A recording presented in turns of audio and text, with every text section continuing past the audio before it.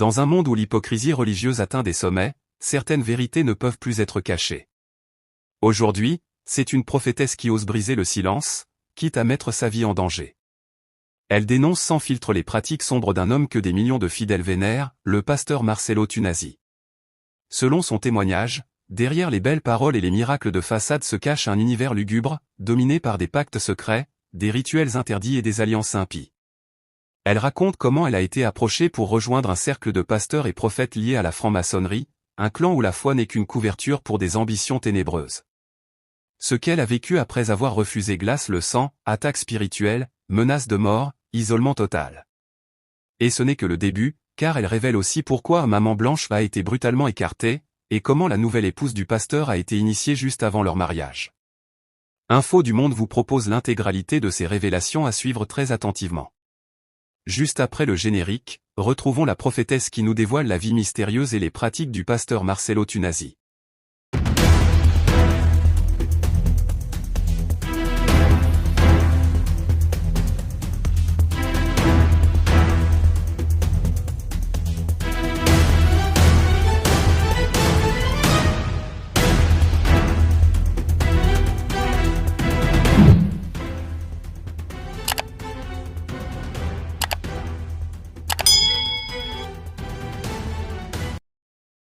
Je vous avais dit que Marcelo est entré dans la franc-maçonnerie. Marcelo, on l'a flatté petit à petit avec la foule que le monde entier va te voir. On sait manipuler les réseaux sociaux. C'est là qu'on a avalé Marcelo. C'est là qu'on a avalé Marcelo. Vous ne voyez pas quoi? Vous ne voyez pas quoi? Dieu a appelé Marcelo à la repentance rapidement. Dieu interpelle Marcelo Tunasi. Reviens, mais tu joues à la sourde oreille. Tu te dis, ce sera un scandale. Tu te dis, les gens sauront. Mais les gens le savent déjà, Marcelo. Ta Dieu se révèle à ses enfants. Utilisation à Kinshasa. Plusieurs blessés signalés. Un incident tragique s'est produit lors d'une campagne d'évangélisation dirigée par vous le dites pasteur Dieu n'est pas Dieu. Tunasi à l'esplanade du palais Vous du pensez peuple que dans à son Kinshasa. église, Dieu peut Sur permettre ça? un provisoire, une dizaine de personnes ont été Emmanuel TV avait construit l'immeuble s'est écoulé, non? Les blessures signalées. Ça a écrasé des milliers de personnes, non? Pour que sa renommée puisse monter. Une colonne vertébrale. Il faut bien qu'il sacrifie. Les blessés ont reçu des Il soins faut bien sur le place. sacrifice. Les plus On doit lui demander le sacrifice. On lui a donné la foule. présente. On lui a donné la foule. Ces images que vous voyez. On lui a donné la foule. Il faut bien maintenant le sacrifice. Les qui en payent, c'est des pauvres brebis. On a déjà fait quelqu'un entrer dans la franc-maçonnerie jusqu'à il a confessé après la mort. Parce que c'est la femme là qui empêchait un peu même encore d'avancer. Il faisait en cachette. Mais après la femme, tu sais qui est venu l'embrasser avec sa femme. Sa femme est dans la franc-maçonnerie, tu sais qui est dans la franc-maçonnerie. C'était le... On est venu enlever sa bague lors du mariage. On a remis la bague. C'était quoi? Lors de l'enterrement. Le grand chef de la franc-maçonnerie est venu opérer. Lors du mariage, Ivan Castano était à sa gauche, Yves Castano était à sa droite. La famille de Marcelo était où? Le frère de Marcelo est où? La mère de Marcelo est où? La mère de la femme est où? On l'a marié le même jour avec la sirène des eaux. La maîtresse, la prêtresse, la plus grande prêtresse de la franc-maçonnerie. Le même jour, on l'a épousée. Le même. L'alliance, c'est ce qu'on a retiré de la main de Marcelo. Était pour dire, nous enlevons ton cœur sur ta femme. Tu vas le voir comme une personne que tu n'avais, comme un inconnu. Nous déconnectons ta femme de toi. L'alliance, c'est nous déconnectons ta femme de toi. Rapidement, rejoins-nous. Et tu dois accepter. Quand les chaînes tombaient sur ses pieds, on l'enchaînait. Il devrait assumer et accepter rapidement la loge. Vous avez dit que Marcelo va sortir des choses de sa bouche. S'il ne regagne pas Jésus rapidement, on va lui faire parler ce qu'on a jeté sur lui là. Il va parler comme une ordure. Il va réagir comme une ordure. C'est pas là. Est-ce que ce n'est pas déjà là?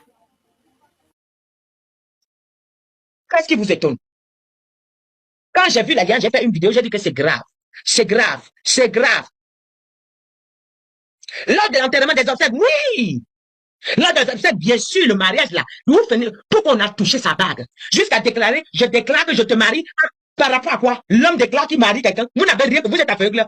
L'homme fait comment pour enlever la bague de quelqu'un qui veut remettre et dire que je déclare que tu te maries. Par rapport à quoi? Par rapport à quoi? Après la mort de la femme de Marcelo, je suis allé devant Dieu plaider pour Marcelo. Que Dieu lui donne une dernière chance. Dieu m'a dit oui. On a appelé. Le monsieur a dit que Papa Jérémie a dit que Papa Karambiri a dit que Même papa Yves Castano a dit que, Castano aussi, papa Castano a dit que la femme de Marcelo est morte pour que l'évangile soit, vous voyez, pour que l'évangile soit élevé au Congo. On a besoin, Dieu a besoin de tuer quelqu'un pour que l'évangile soit élevé au Congo. Donc on a dit que la femme de Marcelo est morte, papa Cambi, pour la réconciliation des pasteurs au Congo. C'est-à-dire que vous prenez les chrétiens vraiment pour vos moutons, comme des moutons. Comme les lapes, je ne sais pas. Marcelo, ça n'a pas commencé pour toi. On va voir ça. Voilà quelqu'un qui a perdu une femme, ça ne fait même pas un an. Et ils couchent déjà ensemble depuis. Avant même la mort là. Vous pensez quoi? Pourquoi la femme se sentait complexée jusqu'à il faire les BBL? Si une femme se lève le matin, son mari lui dit, oh, tu es belle. Ah, tu es belle. Quelqu'un se vantait publiquement devant les gens là. Ah, Blanche, ah, Blanche. Il a vendu la femme publiquement. Ah, Blanche, si, ah, Blanche. Comment la femme, si elle se sent belle pour son mari, comment elle devrait aller faire le BBL? Non, non, non. C'est parce que le mari c'est parce que tu te sens complexé par rapport aux autres, par rapport à toutes les femmes qui défilent devant ton mari. Tu te sens complexé. C'est le complexe qui amène quelqu'un à aller s'opérer. Attends, moi j'ai mon orteil tordu. Si mon mari me dit pas que je l'ai tous les matins, comment je vais aller opérer mon orteil? Ma joue si, il faut aller limer pour que mon mari me regarde. En général, les BBL là, avec les femmes mariées, les hommes sont pour à 80% responsables. Parce qu'ils n'acceptent pas la femme naturelle. Oui, il y a les gens qui aimeraient voir la femme avec les femmes jusqu'au mèche. Et ce sont les femmes pasteurs la souffrent. Surtout les pasteurs Baal. Ce qu'ils font devant vous là, laissez-moi ça, c'est la comédie. Je les connais. Après, ils dorment avec les hommes. Quand ça finit là, il finit avec la femme. De toute façon, la femme ne le voit même pas. J'ai dit, ils souffrent. Je pense que le mariage là, 3 mois après, c'est parce que cette femme existait déjà. Et c'était la concurrente de Maman Blanche. N'est-ce pas quand la femme est morte? Un mois, on a commencé, dans le deuil, on a commencé à parler de cette femme. C'est parce que le monde a trop crié, ils ont repoussé le mariage. Pourquoi ils fuient pour aller en Belgique et épouser la femme là? Pourquoi c'est en Belgique? Pourquoi? Laissez ça. La femme là était là. La femme là était là. Regardez l'homme que vous soutenez. Marcelo. Quand j'ai dit que Marcelo est faux, qu'il a changé, vous êtes venu m'insulter que je juge les hommes de Dieu, non? Ça va se faire que devant vous. Vous m'avez insulté que je juge les hommes de Dieu, non? Comment est-ce que tu peux perdre une femme qui a partagé ta vie 20 ans, même si c'est 5 ans, même si c'est 5 ans? Je dis, tout le cinéma que ces hommes-là, ils livrent la famille, ils viennent faire à l'église là. Normalement, moi, si c'est moi, la femme, la famille, je dis, les brebis là vont me taper. Si c'est moi la maman de la fille, le jour là même, c'est les brebis, soit vous me tuez, vous ajoutez dessus. Et le gouvernement là, parce qu'ils ont le gouvernement avec eux, ils se permettent de faire n'importe quoi. Parce que quand on va parler, tu sais que Dieu va les protéger. Parce qu'ils se voient les mêmes jours, la même nuit. À minuit, ils sont ensemble dans les loges. À minuit, ils sont ensemble dans les loges. Ils sont protégés par le gouvernement. Parce que ce sont des, ils ont tissé des pattes. Ils ont baptisé avec tous ces gens-là. C'est vous les aveugles. C'est vous les aveugles. Et quand moi je parle, vous pensez que Marcelo, il a livré à son âme depuis. Quand vous le regardez, il est encore comme avant. Il est encore comme avant. Quelqu'un qui a demandé, commence à demander pardon à l'église catholique. Hey! C'est que le Saint-Esprit t'a amené à prêcher. Tu viens demander pardon. Je ne considère plus les paroles que le Saint-Esprit a sorties de ma bouche. Mais je suis dans un autre monde. Je veux me rapprocher plus d'eux. Vous pensez quoi? Il est avec qui? Hein? J'ai prié pour Marcelo. J'ai prié jusqu'à. Vous me ramenez les histoires de Marcelo. Vous voulez que je fasse quoi? Vous voulez que je fasse quoi? Lui.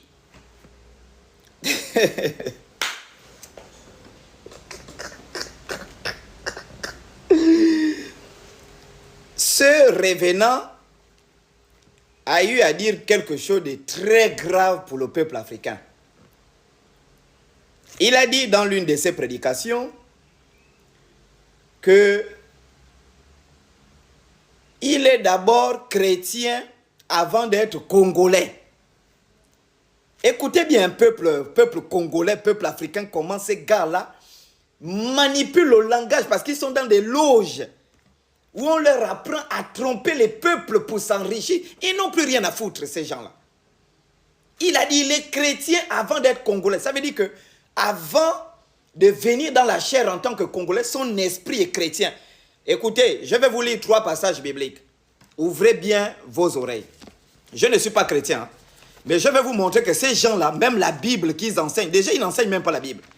Ils enseignent leurs bêtises de la sorcellerie, du fétichisme, mais ils n'ont jamais même perdu leur temps à enseigner la Bible un jour. Jamais. Je vais vous lire 3 passages bibliques. 3 passages. Alors, le premier passage, l'apôtre Paul, qui a écrit 13 épîtres du Nouveau Testament, 13 lettres. Dans Philippiens, vous ouvrez bien vos culs. Donc, Philippiens, chapitre 3, à partir du verset 5. Donc, c'est première épître de Paul aux Philippiens. Chapitre 3, à partir du verset 5. L'apôtre Paul, il dit, moi circoncis le 8e jour de la race d'Israël, de la tribu de Benjamin, hébreu né. Est-ce que vous comprenez? Ça veut dire que l'apôtre Paul, qui a mené les gens dans le christianisme, les bêtises du christianisme, lui-même, il ne se revendique pas comme étant un chrétien. Mais il dit, moi d'abord, je suis de la tribu d'Israël. Je suis un hébreu de naissance. Je ne suis pas un chrétien. Je ne suis pas un américain. Je suis d'abord hébreu. On va prendre le deuxième passage biblique. Romains chapitre 11 à partir du verset 1. L'apôtre Paul dit, je dis donc, Dieu a-t-il rejeté son peuple? Loin de là. Car moi aussi je suis israélite de la postérité d'Abraham, de la tribu de Benjamin. Voici l'apôtre Paul qui donne sa généalogie, son origine. Et on a ce tueur de sa femme. Il a tué sa femme, hein, et il a masqué le crime en l'amenant chez où on fait la beauté, les trucs, on gonfle les seins, les fesses. Elle voulait ressembler à Rihanna, Beyoncé, toutes ces putes-là. Il a amené la femme là-bas, il a assassiné, il a menti qu'elle voulait faire les BBL. Et quand vous le voyez, il est vraiment comme Satan. Et il vient mentir que les Congolais sont d'abord des chrétiens avant d'être Congolais. Et le phénomène est en train de se répandre. Et moi, je vais casser ça. Vous êtes d'abord des Africains. Vous avez des tribus, vous avez des ethnies, vous êtes d'abord des Congolais, vous n'êtes pas des chrétiens, bande de couillons. Même leur propre Bible, ils ne lisent pas. Galates chapitre 1, entre le verset 6 et le verset 8, l'apôtre Paul dit, il y a des gens qui vous amènent vers un autre évangile. Non pas qu'il y ait un autre évangile, mais des gens qui tordent l'évangile pour vous amener à autre chose. Si même un ange du ciel venait t'enseigner quelque chose que nous n'avons pas enseigné, qu'il soit maudit. Voilà des gens maudits. Il y a des gens qui ne font que m'écrire, hein, d'autres même sur WhatsApp, ces imbéciles-là. Vraiment sans pudeur, hein. Oh, chocolat, le pasteur Marcelo se marie mercredi. Qu'est-ce qu'on a à foutre? Je dois lécher le con de sa femme avant qu'il la baise? Ou bien je dois sodomiser sa femme qu'il marie? Qu'est-ce qu'on a à foutre? Est-ce que lui et moi, on baise la même femme? Pour dire que bon, il s'est marié. Qu'est-ce qu'on a à foutre de son mariage? Hein? Il s'est marié, il a tué sa femme. Parce que Marcelo, regarde, son bangala, c'est comme le chevron. Il a un bangala comme le chevron. Il a tué Blanche, qu'il avait amené en Turquie pour faire la chirurgie esthétique. Elle est morte, Blanche. Hein? Et il est parti ramasser parce qu'il aime les métis. Et je m'adresse à vous, les policiers, les militaires, les gendarmes, les marins. Vous qui avez les femmes métisses qui prient dans les églises de ces gens-là. Sache que les pasteurs les baisent. Sachez que les pasteurs les baisent. Les petites brunes là, ils aiment ça. Ils sucent l'anus de ces filles-là. Ils sucent le vagin, la cave. Ils appellent ça la cave. Voilà, tu suces le sexe de la femme. Ça, c'est pas possible, quoi. Donc, Marcelo, il aime les brunes. Vous voyez, il est parti ramasser celle-là aussi. Il va la tuer. Parce que quand vous voyez son visage, c'est la mort. Quand son visage, quand j'ai vu la photo là, j'ai vu directement la mort. il va aussi la tuer. Une sorcière jusqu'à l'âge là, donc elle n'était pas mariée. Hein? Il a perdu sa femme en juin ou juillet de l'année dernière. Donc, vers octobre, il a commencé à baiser celle-là au cul. Baiser, il a mis la bague des fiançailles. Elle n'était plus vierge. Vous mentez aujourd'hui, les prédicateurs doivent se marier avec les femmes vierges. Elle n'est plus vierge, celle-là. Elle est dans la trentaine. Elle n'était plus vierge. Hein? Donc là, il va la baiser mercredi, bien baiser au cul. Bon, maintenant, vous m'écrivez pour y c'est qu'est-ce qu'on a à foutre en fait? Il faut juste assister comme elle va mourir. Elle aussi, elle va mourir. Il faut juste assister. Donc, c'est vraiment pitié, hein? Vous les femmes, ne donnez jamais vos vies, ne sacrifiez jamais. Même ce chien de Makosso qui a aussi tué sa femme, Makosso. Bon, lui, il baise ses filles. C'est pourquoi il est un peu en folle. Mais même ce chien-là, il est quand même là dans la masto et quelques filles qui baisent Kimi et autres. Hein? Qui baisent Makosso. Mais toi, ta femme meurt en juillet, tu te remaries en juillet. Et quand tu vois la ressemblance entre les deux, comme c'était des sœurs, hein? Hein? Il aime les métis, Marcelo. Ah, regarde le Bangala, sa ménagère m'a dit ça. Elle m'a écrit. Il aime le Bangala. Bon, je t'ai occupé, messieurs et dames. Hein? L'analyse de ces révélations explosives sur le pasteur Marcelo Tunasi mérite d'être abordée en profondeur, car elle soulève des interrogations graves sur le fonctionnement de certaines églises et les véritables intentions de leurs leaders. Premièrement, la prophétesse accuse Marcelo Tunasi d'avoir tenté de l'attirer dans une organisation occulte, la franc-maçonnerie. Selon son témoignage, cette proposition n'était pas anodine. Elle impliquait un pacte irréversible avec des forces obscures, en échange de protection, de prospérité et d'influence. Si cela s'avère exact, cela démontre qu'une partie du monde religieux serait infiltrée par des pratiques ténébreuses incompatibles avec l'évangile qu'il prêche. Deuxièmement, elle affirme que son refus a déclenché une série d'événements dramatiques dans sa vie. Elle parle de maladies étranges, d'accidents mystérieux et d'une succession de malheurs qui ne peuvent, selon elle, être que des représailles spirituelles. Ce point interpelle, car il rejoint d'autres témoignages de personnes ayant dénoncé des réseaux occultes et qui ont ensuite subi des conséquences similaires. Troisièmement, cette affaire remet en cause l'image publique de Marcelo Tunasi. Présenté comme un homme de Dieu irréprochable, il est suivi par des millions de fidèles qui voient en lui un guide spirituel.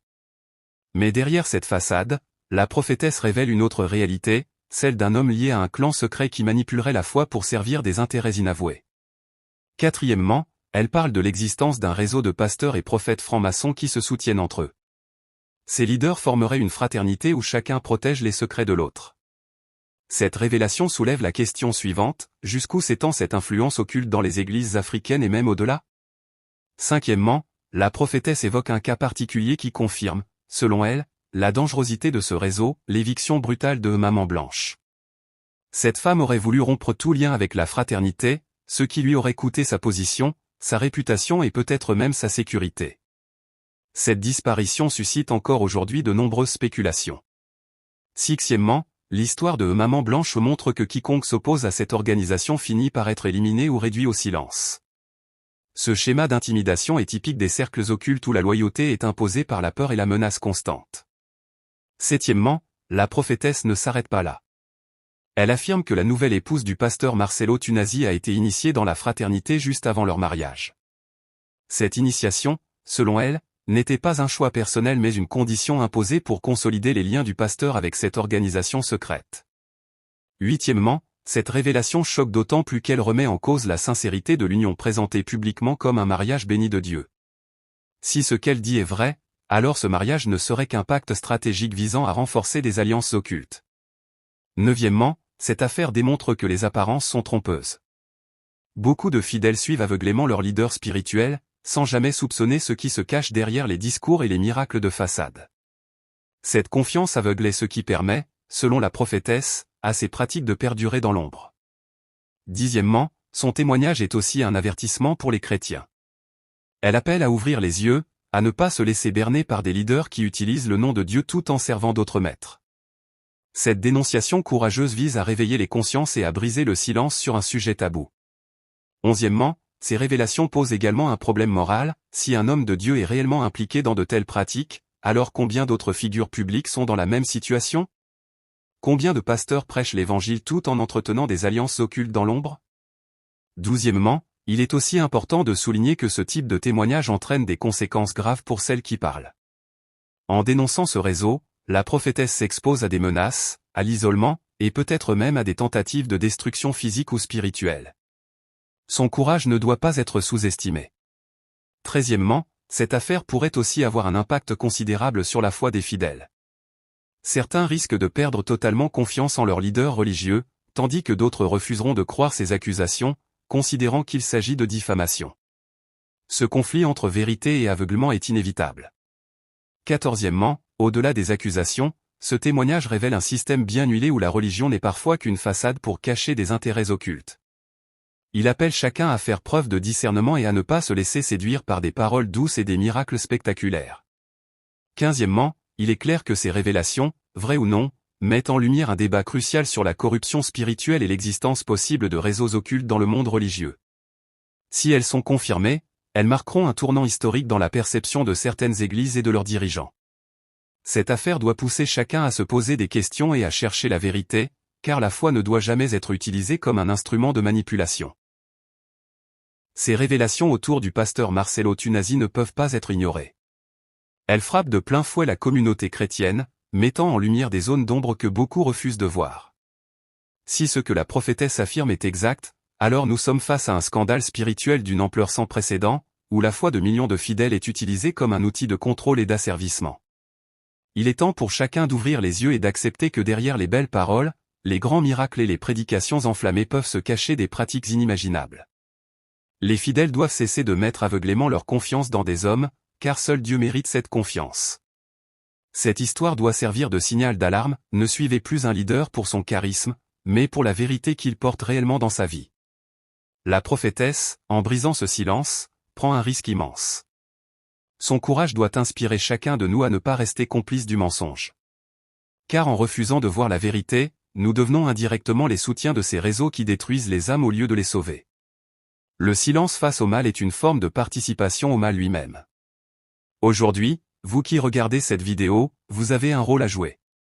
Partagez massivement ce témoignage, parlez-en autour de vous, mettez la lumière là où les ténèbres règnent en maître. Chaque partage, chaque commentaire, chaque action compte pour briser cette omerta qui protège les faux prophètes et les pasteurs corrompus. Abonnez-vous à cette chaîne, car nous continuerons à révéler ce que d'autres cherchent à cacher. Activez la cloche pour ne rien manquer, car d'autres vérités encore plus choquantes arrivent. L'heure n'est plus à l'indifférence. La vérité doit éclater, coûte que coûte. Le combat est spirituel, mais il commence par la connaissance et le courage. Ne laissez pas ces révélations mourir dans le silence. Diffusez, parlez, réveillez les consciences. Info du Monde continuera à être cette voix qui refuse d'être achetée, qui refuse d'être muselée. Ensemble, nous pouvons faire tomber les masques.